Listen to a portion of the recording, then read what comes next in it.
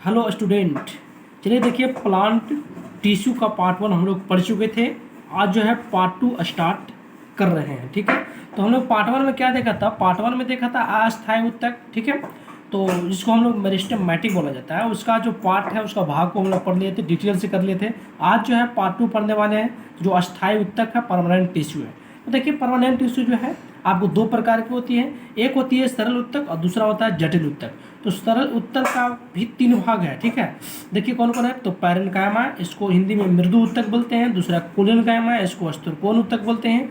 और तीसरा है स्क्लेरेनकाइमा, इसको दृढ़ ऊतक कहा जाता है। देखिए दोस्त, ये जो है इंग्लिश और हिंदी दोनों वर्ड याद करना पड़ेगा। तो याद रखिए, चूंकि इंग्लिश और हिंदी एग्जाम में दोनों पूछा जाता है।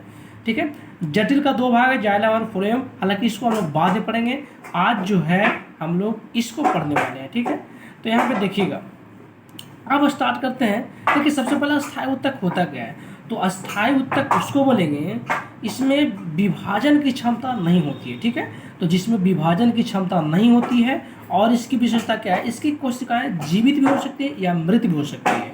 ठीक है, तो चलिए ये समझिएगा, अस्थायी ऊतक के बारे में इसका विशेषता बता रहे हैं। अब देखिए, पैरेन्काइमा क्या होता है, मृदुतक ऊतक क्या होता है, इसके बारे में देखेंगे। तो देखिए, इसका जो विशेषता है ना, बहुत इंपॉर्टेंट है और ये हर एग्जाम में पूछा जाता है, और खास करके रेलवे ग्रुप डी में तो पूछा जाता है। ठीक है, तो चलिए देखिए, यहाँ पे पैरेन्काइमा ऊतक क्या है। यहाँ पे इसकी कोशिकाएं जीवित होती है। ठीक है, पूछा जाता है कि किसकी कोशिका जीवित होती है, तो पैरेन्काइमा इसकी कोशिकाएं जीवित होती है। ये भोजन को भंडारण का काम करती है। ठीक है, और ये ऊतक पौधों को यांत्रिक सहायता करता है। इसकी कोशिकाएं के मध्य काफी रिक्त स्थान होती है। पूछा जाता है कि कौन से ऊतक के बीच काफी रिक्त स्थान होती है, इंटरसेलुलर ज़्यादा होती है, तो भैया आपको पैरेन्काइमा हो जाएगा। ठीक है, इसकी कोशिका भित्ति पतली होती है। ठीक है, चलिए देखिए, पैरेन्काइमा के कुछ और पढ़ते हैं। कुछ पैरेन्काइमा ऊतक में क्लोरोफिल पाया जाता है कुछ भाग में। ठीक है, जिसको क्लोरेन्काइमा कहते हैं। और देखिए, जलीय पौधे में तैरने के लिए हम बताया ना कि इंटरसेलुलर की मात्रा इसमें अधिक होती है, यानी अधिक इसमें रिक्त स्थान होती है, जिसके कारण पानी में तैरता है, और उसको क्या बोलते हैं? एरेन्काइमा कहते हैं। ठीक है, अब देखिए कोलेनकाइमा की बात करते हैं। इसको स्थूलकोण बोलते हैं। कोश से कोलेन और यहाँ स्थूलकोण हो जाएगा। इसकी देखिए विशेषता, इसकी कोशिकाएं पेक्टिन तथा सेलुलोज से बनी होती है। ठीक है, जिसके कारण कोशिका कोनों पर क्या होती है? मोटी हो जाती है, याद रखिएगा। ठीक है, उसके बाद देखिए, इसकी कोशिकाएं जीवित होती है, ये भी जीवित होती है। पैरेन्काइमा और कोलेनकाइमा, यानी कि दृढ़ ऊतक नहीं, मृदा ऊतक और स्थूलकोण ऊतक दोनों जो है ना, दोनों आपको जीवित ऊतक है। ठीक है, देखिए, ये पौधों को पैरेन्काइमा की अपेक्षा कोशिका भित्ति मोटी होती है। उसमें पतला था, उसकी अपेक्षा ये मोटी होती है। पौधों को सहायता प्रदान करता है, लेकिन उसका अपेक्षा ज़्यादा सहायता करता है। ठीक है, इसके कारण पत्ती तथा अधिक लचीलापन होता है। बहुत इंपॉर्टेंट है ये, और हर बार एग्जाम में पूछा जाता है कि कौन सा ऊतक के कारण पौधे में पत्ती और अधिक लचीलापन यानी कि मुलायम होता है। तो सिंपली बात है, कोलेनकाइमा इसको स्थूलकोण बोलते हैं। इसको याद रखिए। ठीक है, आप देखिए, हम लोग तीसरा में आते हैं। तो तीसरा में हम लोग देखते हैं, इसको बोलते हैं स्क्लेरेनकाइमा। स्क्लेरेनकाइमा, इसको दृढ़ ऊतक कहा जाता है। देखिए, इसकी कोशिकाएं मृत होती है। पूछा जाता है कौन से ऊतक की कोशिका मृत होती है, तो आपको स्क्लेरेनकाइमा हो जाएगा।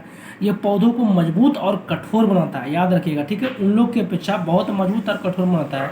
तो सबसे ज़्यादा पूछा जाए तो आपको ये हो जाएगा स्क्लेरेनकाइमा, यानी दृढ़ ऊतक। इसके अंदर लिग्निन पाई जाती है, और जिसके कारण क्या होती है? भित्ति बहुत मोटी हो जाती है और मजबूत हो जाती है। ठीक है, तो ये हम लोग पढ़ चुके हैं, पैरेन्काइमा, कोलेनकाइमा और स्क्लेरेनकाइमा। अब देखिए, कुछ क्वेश्चन है किस आधार से पूछा जाता है। तो देखिए, हम लोग यहाँ पे है, कुछ महत्वपूर्ण क्वेश्चन है यहाँ से। देखिए, पूछा जाता है कौन से ऊतक मृत कोशिकाओं के संयोजन से बना है, तो मृत कौन हो जाएगा? अभी तो पढ़े मृत वाला, स्क्लेरेनकाइमा हो जाएगा। ठीक है, दृढ़ ऊतक बना है, दृढ़ ऊतक बोले तो स्क्लेरेनकाइमा के बारे में बोल रहा है। तो ये मृत है, तो निर्जीव होगा, है ना। तो ये निर्जीव कोशिका का बना होता है। पौधे में लचीलापन किसके कारण होती है? तो ये आपको लचीलापन किसके कारण होगा? मतलब लचीलापन बोल रहा है ना, तो कोलेनकाइमा हो जाएगा। ठीक है, अब देखिए, नारियल की छाल का निर्माण किस ऊतक के कारण होता है? तो नारियल की छाल है, तो नारियल की छाल क्या होगा? मजबूत होती है ना। तो ये आपको फाइबर जितना भी होगा, आपको सब एक स्क्लेरेनकाइमा में हो जाएगा। दृढ़ ऊतक मजबूत है, इसलिए। किसमें पतली कोशिका भित्ति के कारण अपेक्षाकृत अपशिष्ट कोशिकाएं होती है?